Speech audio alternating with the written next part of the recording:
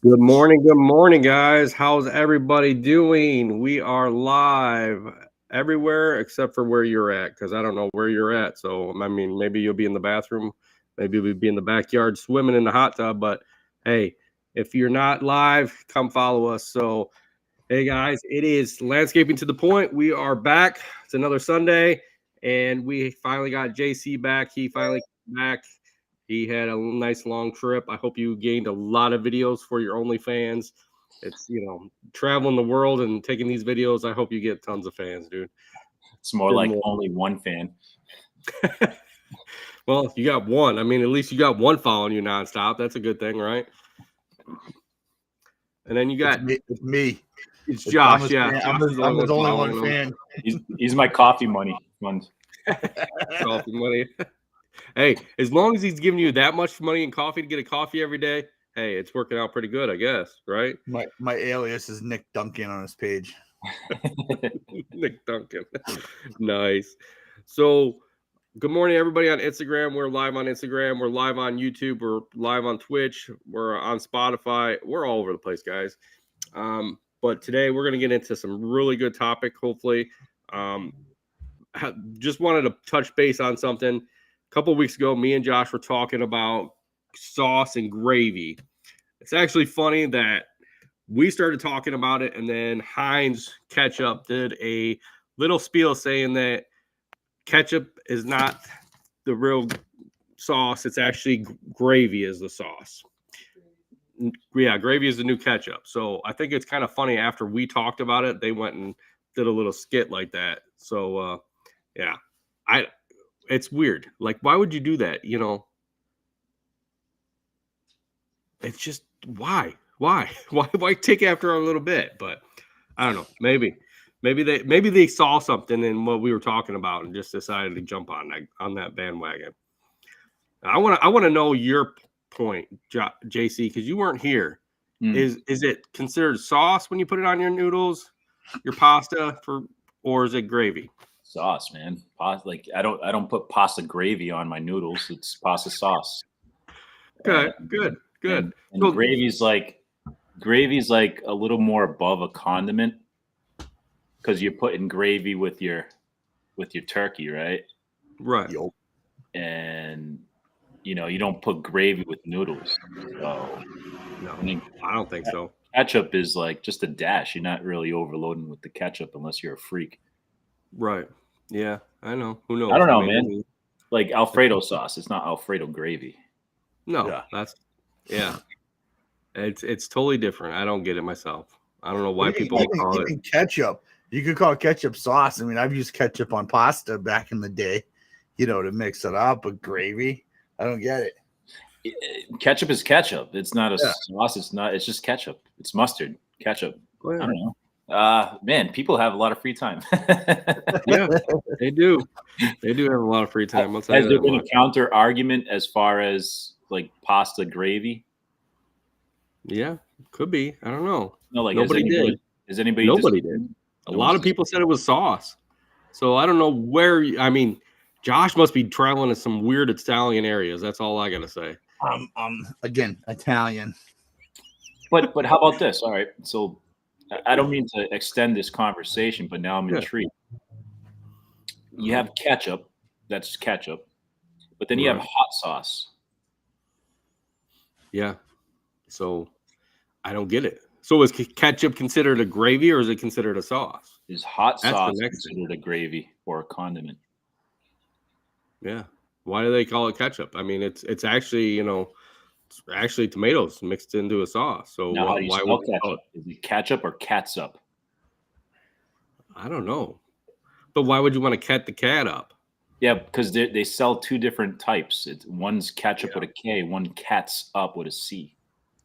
See, I don't think they're just messing up with the names. That's just ridiculous. That's all I think. I'm gonna buy a bottle of each and present it next week on the show. You gonna get the pink one too? Oh, you make green ketchup? Yeah, you gotta get the green ketchup. You better just go to the store and buy every kind, and we'll just do a walkthrough through it. Green ketchup just sounds gross. Could taste the same. I think that would just mess with my head. Yeah. Oh, I think so too. Yeah, it's just one of those things. I don't know. All right. So let's get on to our topic today, tough decisions. So there's a lot of tough decisions we make. All three of us have made some tough decisions in our business life. And I've been talking to a lot of other landscape owners. I've seen a lot of landscape owners quit this year, just hang it up. A lot of them that have downsized, and a lot of them that are selling their companies. So I want to know out there is the main reasons why was because the economy's going bad. It's hard to get employees, and a lot of stuff's going up. I know that there's still work out there, so I don't see why you would pretty much just stop doing it unless it was so hard for you. One that I talked to the other day said that he had over close to about $40,000 in repairs last year of his equipment, and he's like pretty much a mid-sized company. So pretty much he's downsizing just because he can't get the right employees and he doesn't want to deal with it, and I understand that. But the other one, a couple of them I seen, literally one that I talked to, literally was pretty much they're a small company. There's three guys. They literally just after they've been in business probably about 15 years, just decided that they're done this year. We didn't have a good winter. They said, "Well, we're done. We're not going to continue to do this." So that kind of boggled my mind of why would somebody want to do that, especially if you just had one bad winter. We all have that bad winter. We all have that bad time, but I don't see where when you have the customer base and they're already been there for years, why you would want to just stop and just go different route. I wonder sometimes it's not necessarily a choice. It's because they have to. And I think that it could be the case in which a business hasn't prepared themselves for that situation in which business isn't picking up. But on the contrary of that, whenever stuff goes south, there's always an opportunity to capitalize. Like when one business shuts down, another business picks up business, and sometimes they could capitalize on the clients that one business gave up. But I think you have to have some type of security plan set in place for instances in which your business isn't going. Sometimes it's just shit luck. Your equipment and everything just kind of goes to shit. I mean, $40,000 in repairs is a big hit, and the good thing, it seems like he's just kind of minimizing as opposed to stopping all in all. And then once things kind of pick back up, then you could build back up again. Right. Now, what about selling? I mean, this other guy sold literally his whole landscape and snow removal business, and literally is just going to go down to landscaping and mulch, which Josh has done before. So I want to hear Josh's thoughts on why would you do that and how can that benefit you? Well, first off, I want to see. I agree with JC said on the first question. I just want to add something to that. When you hear that someone is considering dropping out of business or selling their business, I think as of today, 2024, an important piece of that is to find out how long they've been in business. There's a lot of people that started right around COVID because there was such a demand for landscape contractors that they never had that experience pre-COVID where it really was a hustle and grind to get customers and to sell work and gather employees and whatnot.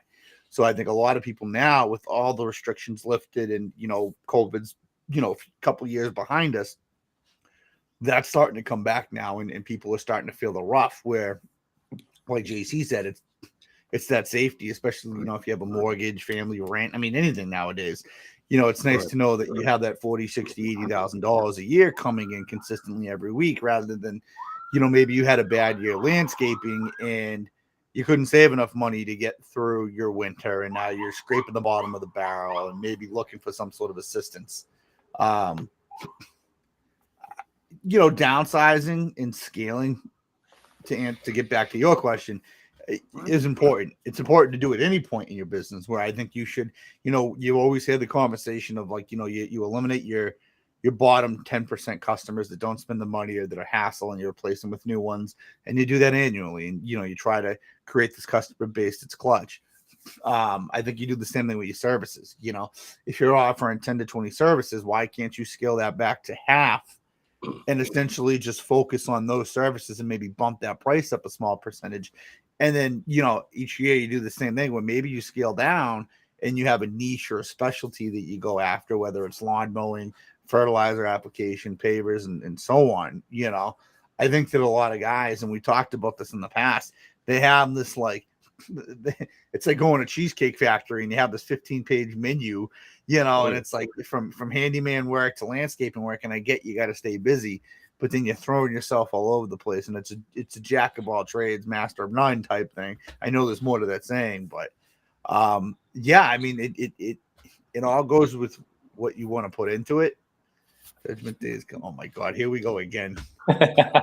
Oh yes, our talk people over on YouTube. I don't know where they come from, but yeah, I agree with you on that. I really do. Go ahead, continue.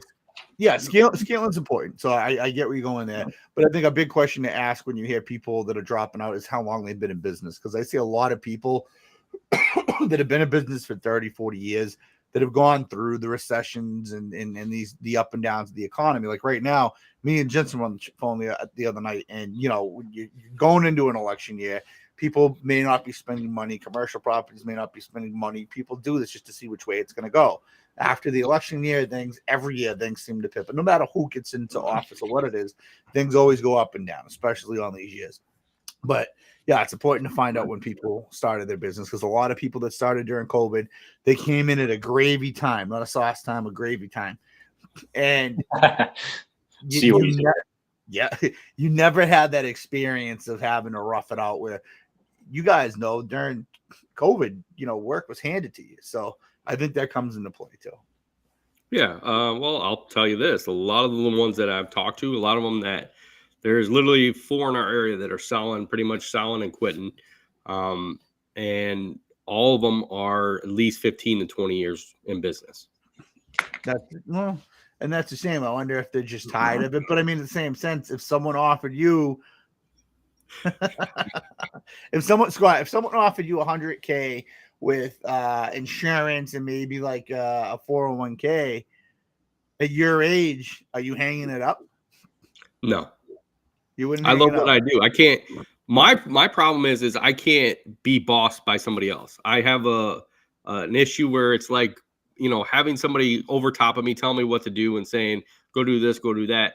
It's more of, I like to be independent when I run my business. I like to be the person that's independent. So when I used to work for other big corporations doing lawn care, literally I was my own boss. I kind of went off and did my stuff. They might say, here's your list for the week, but it was my ability to go out and do it at my pace that week, or to be able to do the jobs the way I wanted to do them.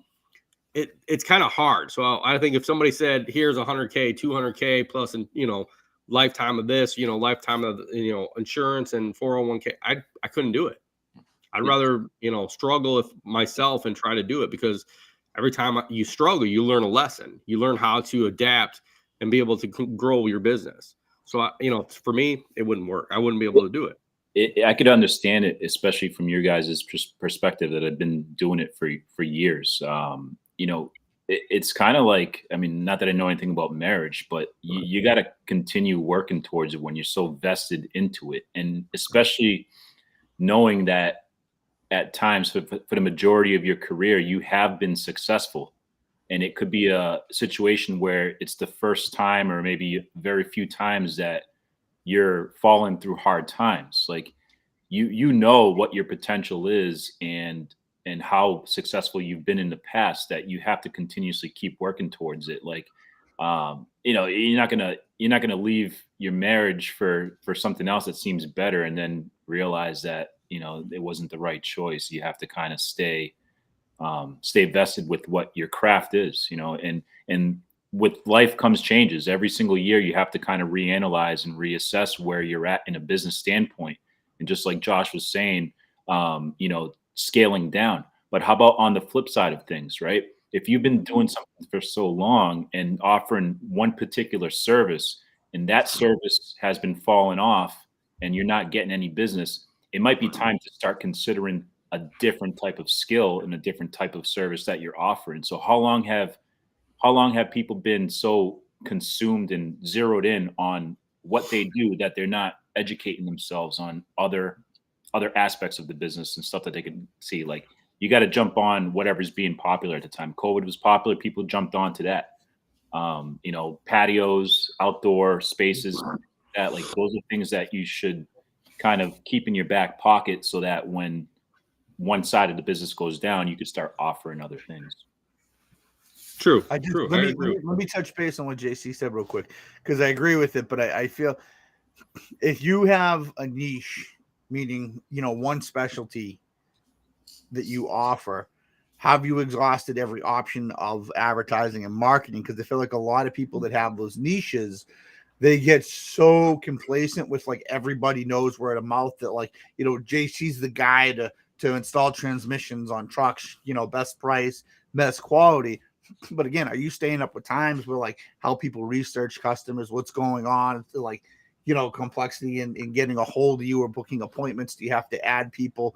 Like, it all depends on what the demand is too, that comes in before, like, you exhaust those options. But yeah. I mean, I think you need to definitely, regroup and assess the whole, year by year and see what you need to do from going on. Definitely, I think when we all start out, we have that big list. I mean, there's a company here that literally is like 4 years in, and literally they, their line of list is just ridiculous. It's just that, they do everything. But I feel you can't continue on to do everything, like Josh said, because then what are you gonna? You're not going to be able to do what you really truly want to do. And I think that's where you need to, like Josh says, and even JC says, is to kind of zero in on what you really want to do before you even make that decision to just say, I'm out and I'm going to sell and get out of here. Hey, Scott, are these the people you're talking to? Are these guys that are like owner operators? They're working in their company, or they're able to step back and have employees and focus on running, the admin part of the company? They're half and half. A couple of the ones that are selling, one I know that he's been in it. He's as old as I am. I think he just wants to retire. So he wants to get out of it. He's been in business 25 years. I think he's like, I'm done with it. But it comes back to also, like, the last year, a lot of these guys, and I think we've all had it in the last couple of years, is trying to get the right employees. There's not people that want to work, and we've seen it so much in the last couple of years. Talking to one the other day, literally, he hired 9 employees and 2 showed up. So it's one of those things, is like, the employee market is not beneficial for anybody anymore around here. And a lot of people are paying, top prices on this area, but nobody wants to work. And I don't know if you guys are seeing that, and that's maybe one of the reasons why, or if it's just a lot of these guys are just, that are sitting in the back end are just like, I'm done. I'm tired of dealing with the employees. I'm tired of dealing with late paying customers. It's one of those hard things. There's so many different options and different things that could be going on in the business that they're just like, I'm out.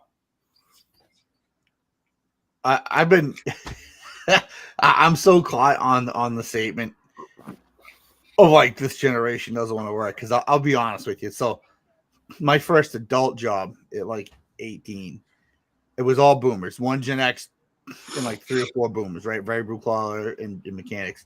And all I heard was that millennials don't want to work. They don't want to get off their ass and do this. And then the funniest part is when this guy is these boomers are trashing on my generation, I got an old timer from Greatest Generation that's coming in, hobbling in, saying the same thing about the boomers. So it's just that passed down where, like, my chest is bigger than yours, kind of thing. And I mean, you think about it, this day and age, yeah, there is a lot more ways to make money, whether it's e-commerce or online social media, but it goes back to prior, like, what are you offering you guys? You know, again, there's how many landscape you can walk into any landscape company and get a job right now. But Right. I don't think it's a sense that kids don't want to work. I just think there's a lot more options available to everybody right now. Right. It's almost like they want to make more by doing less, or and so they're always going to be trying to find what's the better situation for them to do less and make more. And I think that's kind of human nature. Like, everybody wants to kind of have that seat where that they're work smarter, not harder type of mentality, and where you can make the most money. That's why people have OnlyFans. You don't really have to do much; just turn on the camera and have fun. But there's, like Josh is saying, like Scott, you were saying, there's a million ways to make money nowadays, even more so. So of course, as that pool of potential workers dilutes within those fields, it's hard to pick up people to get into the line of business that we're in. Yeah, I see that. I mean, it's one of those things. I think there's always ways to find that right employee, and it's just there's a lot of like you said, there's a lot of people that can find the money somewhere else, or they come in and they apply for a job, but then they feel like that might not be the job, and I agree with that. Not these jobs that we have are not the right job for everybody. Not everybody that comes in here and applies is going to get a job and like what they do right off the bat. Some people can handle it, some people can't. But you gotta to keep trying. I don't think closing shop is one of those things that you can just be like, okay, I'm done. Do you guys find that the best employees you come across are the ones that last 2 years and start their own business? Yeah, I see a lot of that. Either that or the guys that are more dedicated that have worked somewhere for years, and the place is closed down, or they didn't like the new employees that came in, so they jump ship and go to somewhere else that will pay them just as much, but it's more friendlier, or it's it's more, not easier, but it's more dedicated to them instead of everybody else.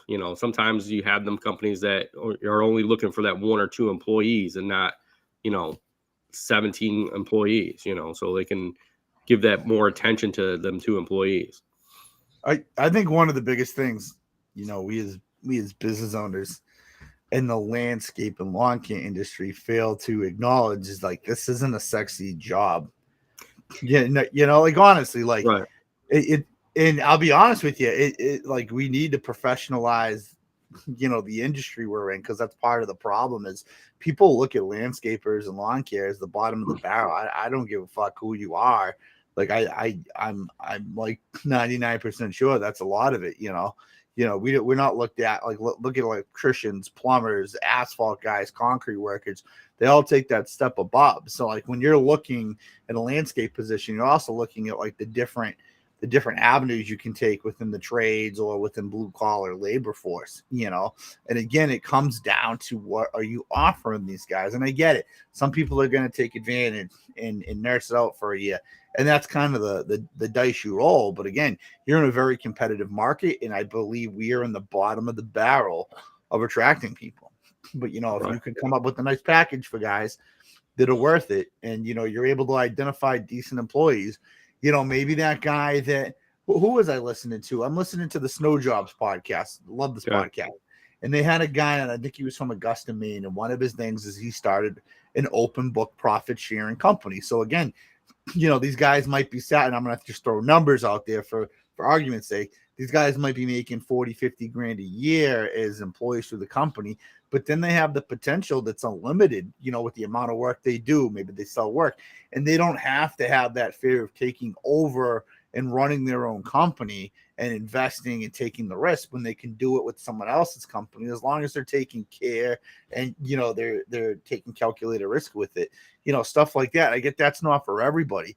But, like, if you have some sort of policy where it's like, Scott, you come work for me, I can give you 5% of this, and you could potentially make up to 100 grand a year, as long as the company's making that money. So there's different avenues you can do to attract people. Obviously not off the bat, you want to trial and error, but you have to have these possibilities open. I just feel like, again, I made a comment a few weeks ago about not unionizing the labor force, but organizing the labor force within the landscape industry. And I think it does have some effect where it does professionalize it a little bit. Okay, so now you're talking about professionalism. How would you professionalize your company? Would you make guys wear all the same uniforms? Would you make sure that they're wearing, regular t-shirts? Are you making sure that they're all wearing boots? There's so many companies that I see out there, and I see a lot in our area that, might have only been in business like 8 years, but they let their guys just go out, it's butt hot, 90 degrees out, and they're like, okay, you just wear your shorts and your boots, and then don't worry about, anything else. And I think being that person, that the company that has everybody almost dressed in the same, uniform, like same pants, same color pants, same shirts, boots with, having their, safety gear on perfectly. I think that shows more professionalism than Absolutely. Joe Blow. Absolutely. I mean, think about it. Like, excuse me, how many times I've driven past residential job sites with guys standing under an excavator while an excavator is holding like a 3,000-pound piece of granite with no hard hats or reflective gear. And I get, like, we've done that in the past, where you're running through it. But, like, it does make a difference when you have a safety protocol and these guys throw on hard hats. Hard hats aren't that expensive. And, people see that and they actually respect that. Like, I feel more comfortable when I have a company that shows up in uniforms to my house. If they're doing something like that, they have a hard hat where, like, my homeowner's insurance isn't going to have to come into play, because something goes wrong. Yeah, I think the matching, I think the outfits. And then again, I think what you do on the inside of your company, back to like benefits and packages and how you treat your companies.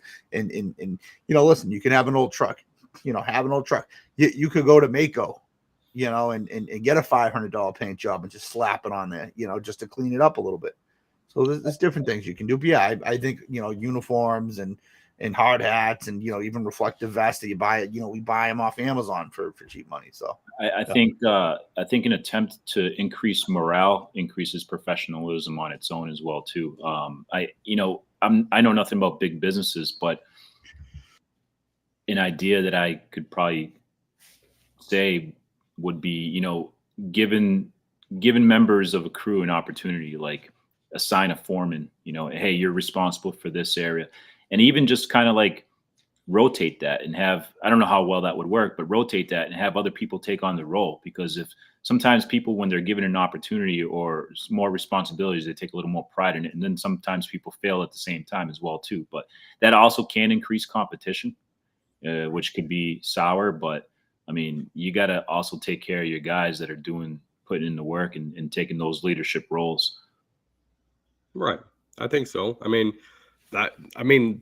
I think taking care of your guys, not only in certain ways, but like even providing them with water, providing them with, Gatorade. I know Josh probably does that all the time, gives them coffee because he brings the coffee maker with him, to the job site and has them, make their own coffee. But I think being able to provide that for your employees, it helps out, it does boost morale, going out and saying, hey, let's have lunch, this week. Let's do this. It helps them out in the long run. Yeah, even like being involved in the community, like take a week to work on a community project or sponsor something, a ball field, or do something where, you guys could kind of, like, the company could give back to the community. And that also kind of brings marketing into that sense. So, you go and try to rehab a little league baseball field, and, you put a sign and, this rehab was done by Josh, Curve. You could kind of go that route, Curve and Green, Yeah. So there you go, Josh. Go get a baseball field and redo it, please, for us. Yeah. They have, adopt the island programs and stuff like that too, where you can get. I know what he's saying. That's not necessarily into what he's going after, but no, I agree. People see you out in the community. It shows. Again, you're out in the community. You're doing a baseball field. People see you matching. They see the guys happy. It all comes into play. I mean, morale definitely makes a huge difference within a company, especially this one, because you're working in 90-degree weather, man. Men, testosterone's pumping. People get pissed. I get pissed and I argue with guys. You know what I mean? So yeah. Josh is marching in the parade for his business. You know, I like the guys that do that. The guys that have like flatbeds and they put the, you know, they let the float so the kids go on the back of them for whatever organization they're with, and you know they get the marketing there too. Owners usually driving the truck. Yeah. So one of our listeners on Instagram said he's working with a neighbor nonprofit to help them out, and I think that's really great. That gets your name out there. We did last fall. We actually went out to the high school, our local high school, and we actually cleaned it up after every football game. And then our school, you know, we didn't charge them for it. This is something that we went out there and we just take the blowers out, blow off all the garbage, pick it all up, and then you clean it up for the next game. So this helped them out to where they could, you know, be able to have a nice, you know, clean, you know, stands and everything. And literally all they did was, you know, they pretty much reached out to the community every couple of weeks and said, hey, you know, if you see these guys out there, thank them for doing their job for us, because, you know, for us to have a nice, clean stadium, thank Acme for it. You know, they did a good job for it. So I want to think, you know, there's tons of different things you can do out there to help the community out. I feel like once you get out there and do this, it helps, like you said, it helps morale. It helps, you know, everybody else to say, hey, look at this company. They're doing stuff to help out. A few years back, I was talking to someone, I forgot who it was, over at the expo, and they were telling me that they were trying to start a program with their local vocational school. And they were going in and teaching the trade pretty much to the high school students. And as part of the trade, they would take the students out, you know, and have them do some projects and some work that way. You know, and then eventually some of those guys could end up working for the company for a little while before they go off and do other stuff. But it's not a bad idea too. You know, you kind of teach the business end of things.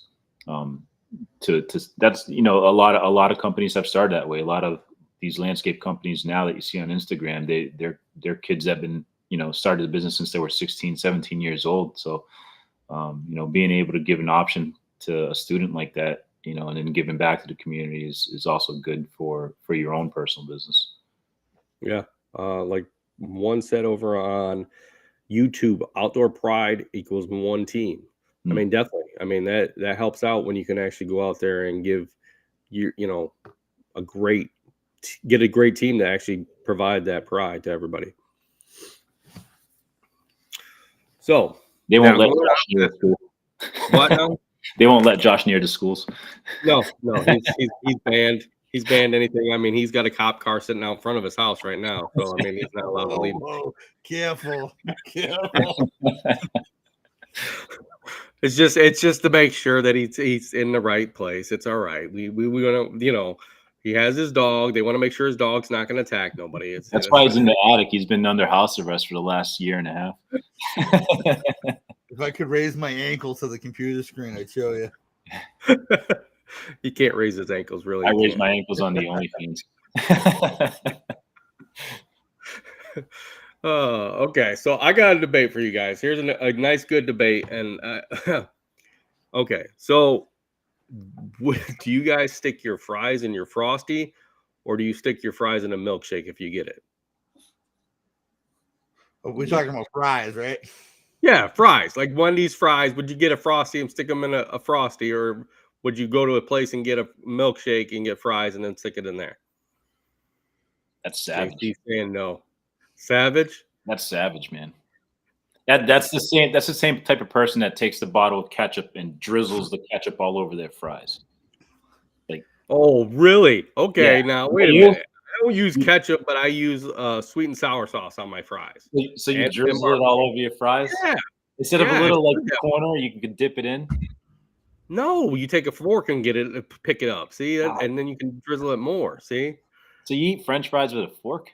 Yeah. Wow, man. You just completely changed my point of view about you. You're a bougie bitch, dude. Jesus Christ. Hey, real quick. I just want to back it up real quick. So that last comment for Raw, I had to look that up real quick. So Outdoor Pride, one team. I had a feeling. So Outdoor Pride is a company based out of Manchester. He's in our neck of the woods, Jensen. They're based out of Manchester, New Hampshire, and they're from my understanding, what I've looked at, I mean, they're a big player in Massachusetts and New Hampshire as far as like snow and commercial landscape. but they're a good business to model an employee model after. Again, Snow Jobs Podcast, they have some of the guys on there that'll tell you about it, and it's look them up on Facebook or Instagram, but they're definitely a decent company to model after, family-owned company. So Nice. shout out to a Pride. So on our Instagram, we got a lot of responses on the fries and stuff. Okay. Albert Lawn and Snow from St. Albert says he does it both. He dips them in either milkshake or that. Melanie said she dump them in she does this with her chicken. Okay. Chicken and Frosties? No, chicken and the drizzle all over it. The ketchup and all that all over the chicken and drizzle it, right? Like you said, drizzle the chicken. Yeah. Yeah, she does that. Envision Lawn says mustard and barbecue sauce. Hold on. I don't know. So she puts ketchup with chicken? I guess She's from Chicago, bro. They do weird shit. Yeah.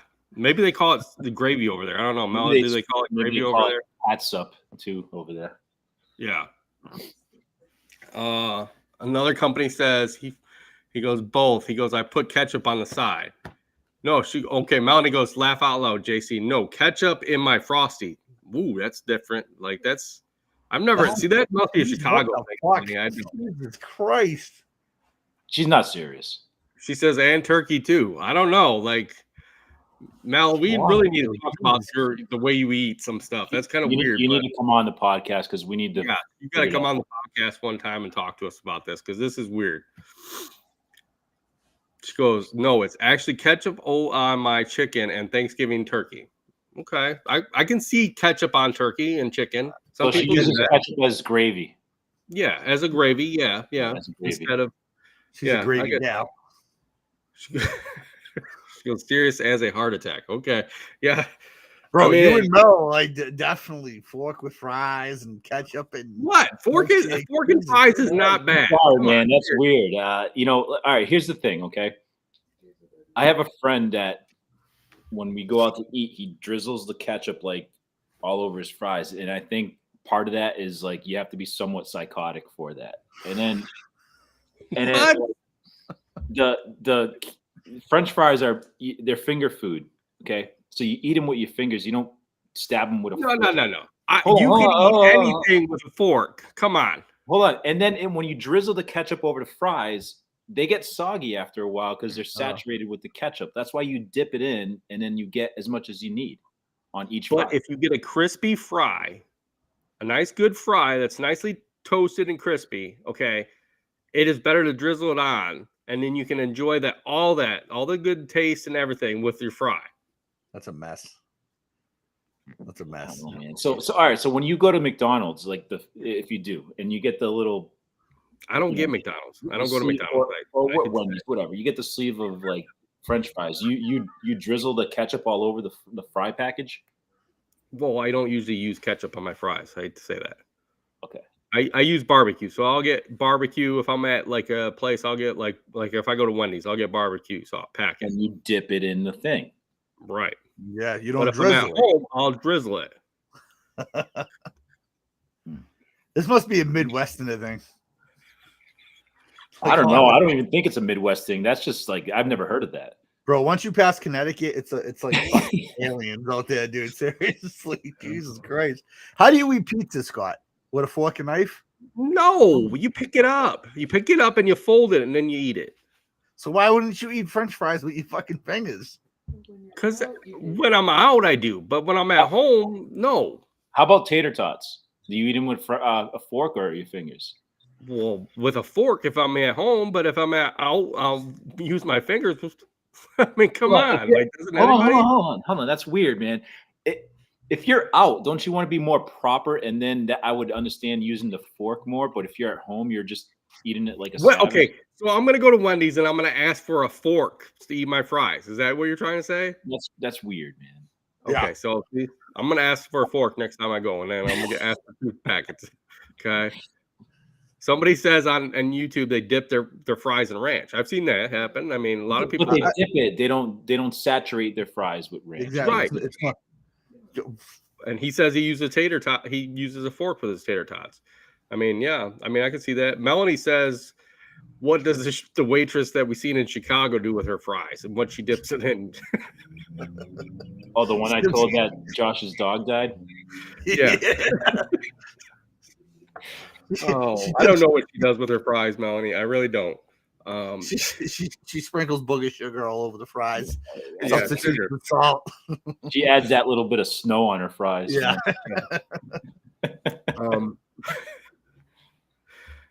Okay, so but what do you do with chicken? Do you do the same thing with chicken? Do you put I have to put barbecue on it. I mean, so I'll like all right, if it's like chicken nuggets, I'll dip it Okay. in the sauce. I don't saturate it. I don't pour ketchup on it. I just dip it. Yeah, but even chicken breast, I'll eat with a fork and knife, and I'm dipping it in barbecue sauce. Or I mean, I would use ketchup, but I typically gravitate towards, either ranch or barbecue sauce. Okay, which would you rather have, ranch or barbecue sauce? I don't like barbecue sauce. Yes. Barbecue sauce. Okay, I think it just depends on what's available. I mean, I'm not really a ranch guy, dipping a lot of stuff in ranch, but I'm more of like a sweet and sour or like a soy sauce type or a Szechuan or something like that. Not literally ketchup. I mean, ketchup is just like my wife's ketchup. I mean, she likes to dip everything in ketchup, her burgers, her steak. I mean, I can't do that with steak. Steak has to be barbecue sauce for me, but that's a little bit different, I guess. Steak is A1 sauce if you're going to use a sauce. Other than that, no, I don't use any sauce. You use A1 sauce all the time on your steak? No. If it's prime rib, I'm just using the au jus, whatever you call it. Okay. If it's like a filet mignon, I'm eating it as is. Ribeye, I'm eating it as is. Here's a good one I just thought of. Chicken fingers. Chicken fingers from a Chinese food place. Doesn't it seem so wrong to dip those in barbecue sauce? It's automatically I never tried it with a duck sauce. Me neither. It's always to the duck sauce. I've never busted out ketchup, and it's all it is fried chicken. It's all it is. It's breaded chicken, yeah. Breaded deep fried chicken. So why not? Why do we always gravitate just towards the soy sauce?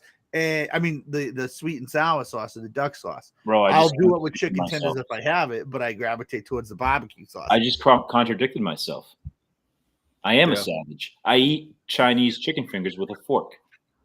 What? Yeah. See? That makes less sense. I'm bad with using a fork for fries. Jesus Christ. Yeah, I know. I just contradicted myself. I can't believe that. I just realized it. Yeah. Okay. But have you ever used any other sort of condiment with Chinese chicken fingers? No. Not anything that isn't Chinese food related. Like I use the sweet and sour duck sauce. Yeah, that's it.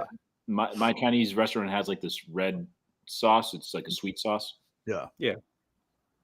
But no, man, that might be delicious.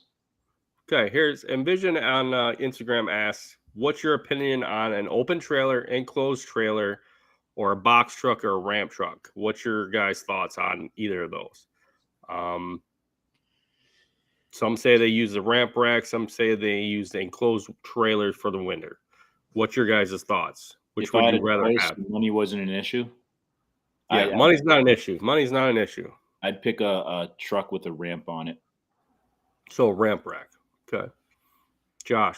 I'm the same way. Again, you avoid tax, title, registration on an extra trailer, an extra plate with just using the ramp truck. I think it's a little bit more efficient. The only thing is like if you're bagging lawn clippings, that what do you do in that point? You having a truck follow you or whatnot. But if you're mulching, then ramp truck. I have open and enclosed trailer. The enclosed trailer is great for the hardscape just because we lock everything up and it's out of the elements and stuff. But I see the benefit.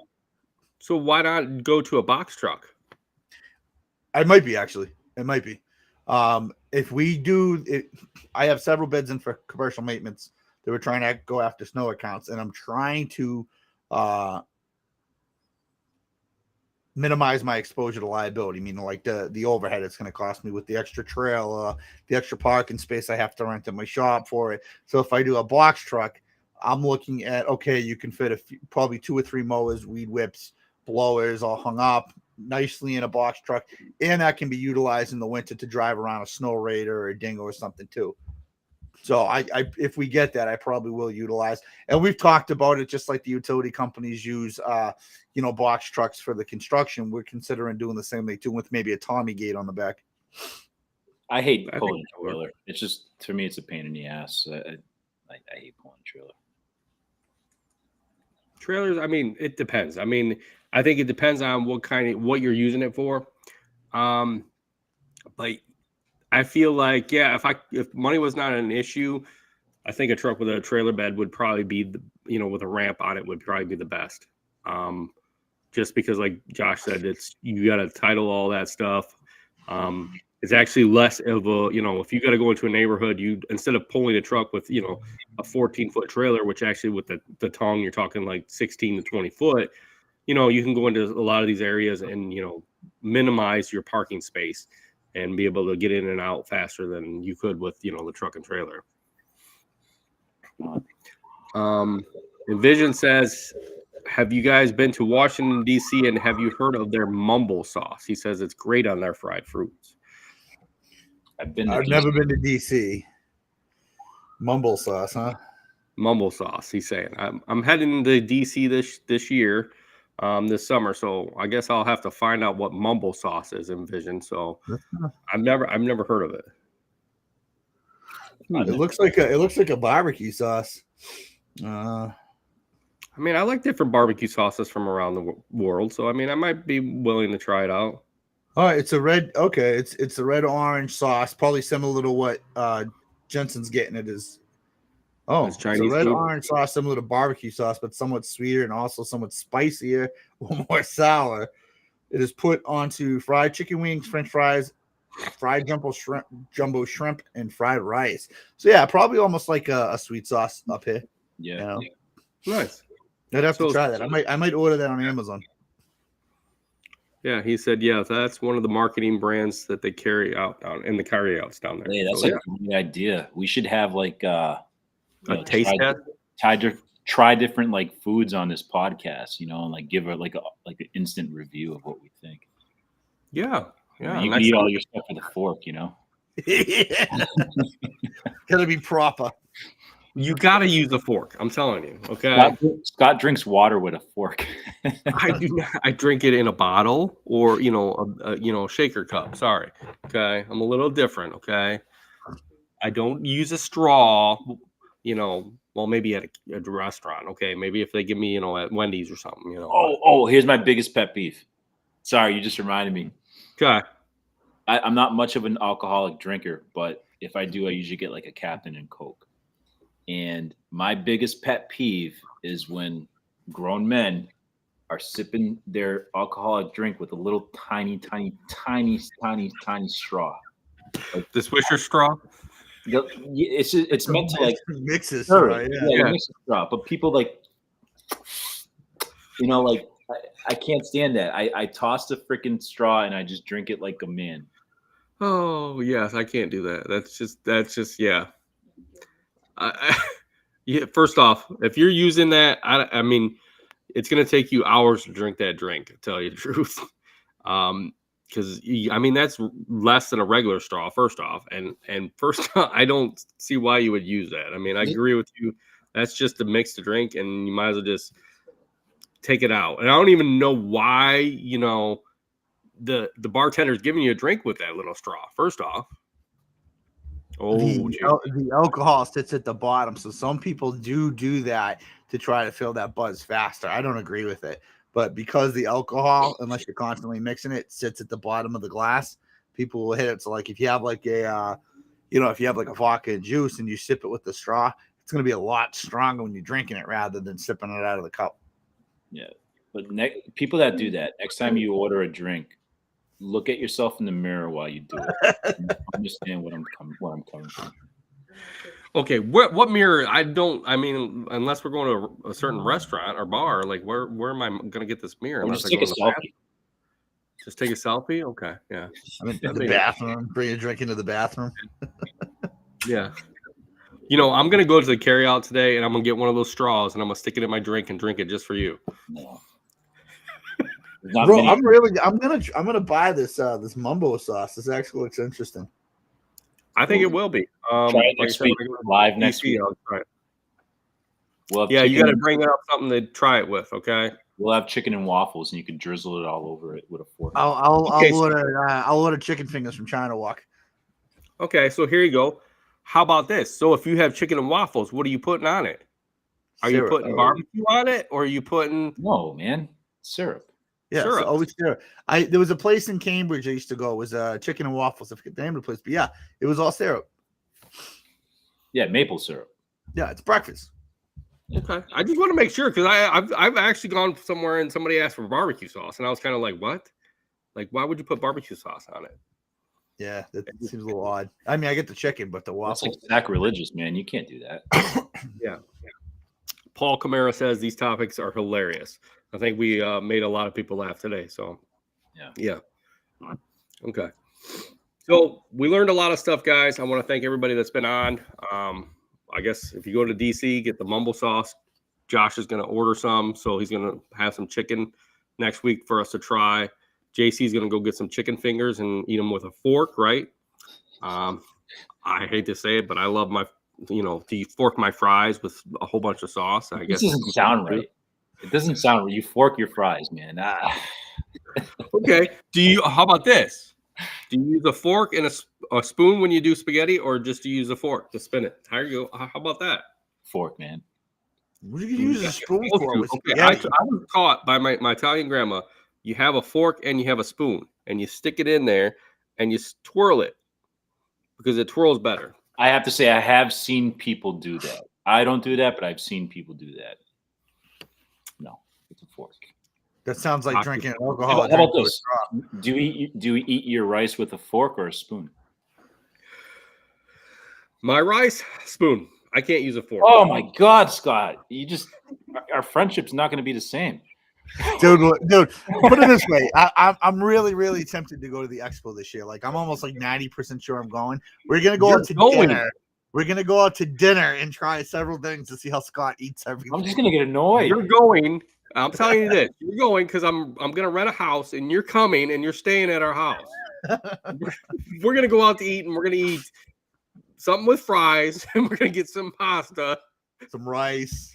Some rice. mumbo sauce. Come on, Scott, you're joking, right? You eat rice with a spoon? Yes.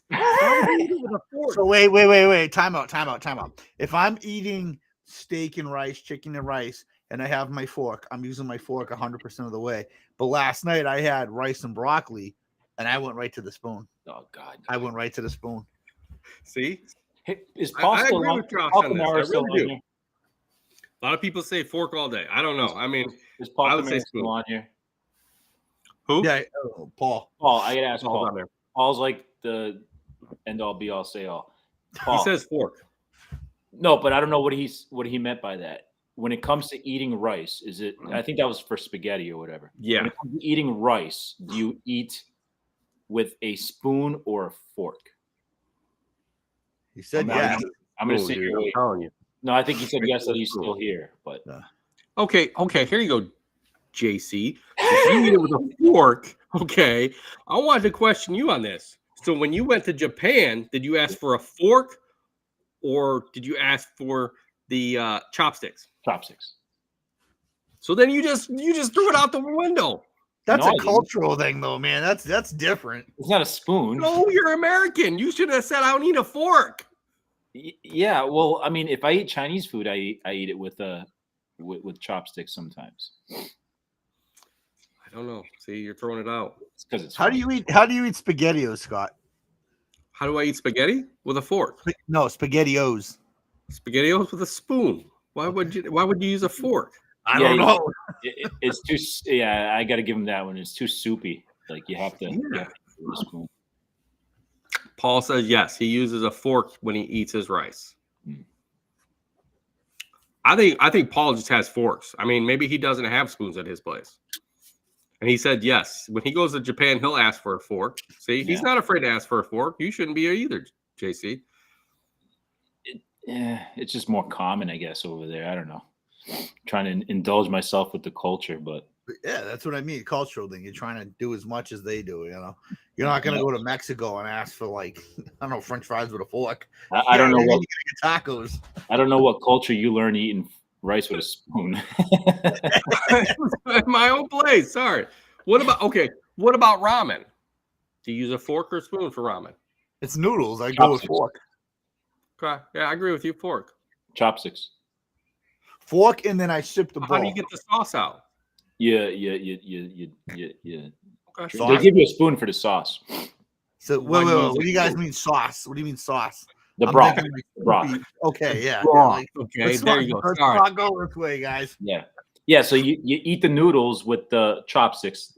Yeah, Anytime I eat ramen, no matter what, chopsticks is always my choice. And then for the broth, when I go to a restaurant, they give you a little spoon for the broth. Or if I'm a savage at home. So at a restaurant, you'll use the spoon. You won't be savage.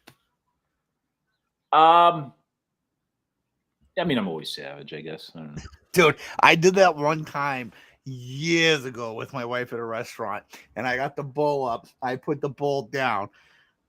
She looked horrified, dude. Like, what the fuck are you doing in a restaurant? I was like, I'm drinking the broth. What do you mean? She goes, the fucking spoon. Like, Scott, I got another question for you. God. You eat spaghetti. You finish it up. Do you lick the plate? No, that's what you use the bread for. Okay.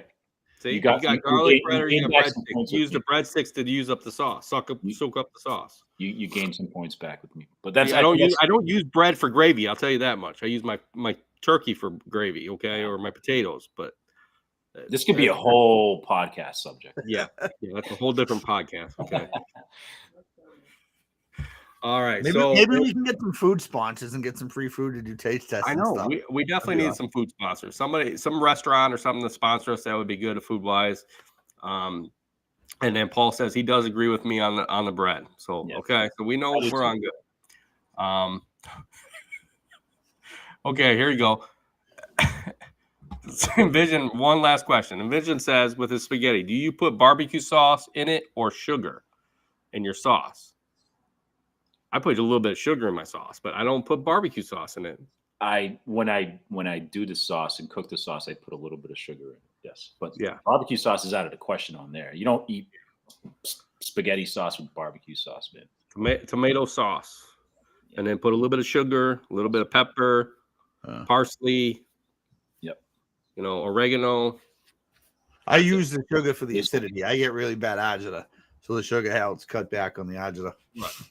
Scott, you add Parmesan cheese into the sauce? I add it on top of them afterwards. I don't put it in the sauce, no. I add it into my meatballs. Either if I got some mozzarella, I'll actually tuck it into the meatballs. But a lot of the times I don't have the mozzarella, so I sprinkle it onto the meatballs before I mix up my meat. Nice. The Parmesan. A little Parmesan on top. Okay. So we learned a lot, guys. There's a lot here we learned. We learned about tough decisions. We learned about how we eat our fries, our gravy, and our sauce, and all kinds of stuff. Our noodles and our rice with a spoon. But thank you guys for being on. Thanks for everybody watching us, following us on Instagram today and on YouTube. We had some great talks back and forth with everybody. So thank you guys, and keep listening to us on Spotify. And thanks our sponsor, Cujo Yardware, for sponsoring the show. Thank you guys. You guys all have a great day and a great week. We're out. We're going to go have some rice